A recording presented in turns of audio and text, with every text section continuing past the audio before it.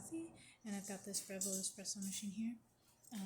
It needed a solenoid replacement, so this is a whole solenoid assembly. I replaced it with a new one. You can see the old valves here. And so I'm just going to pull a shot and show that the machine is working.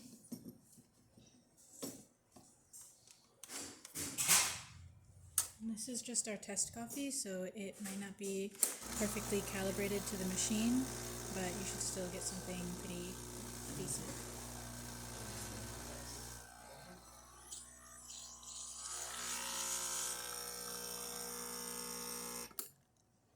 Okay, so this is just a single shot, but as you can see there's nice crema on the top and everything's working as it should. I'll show you the steam here.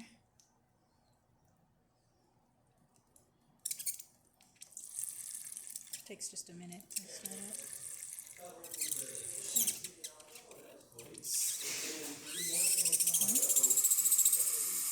There you go. So you can see it's able to produce steam as well. There we go. Now the pump is kicked on. Alright. So that's about it for this video. If you like the video, please subscribe to the channel. Thanks for watching.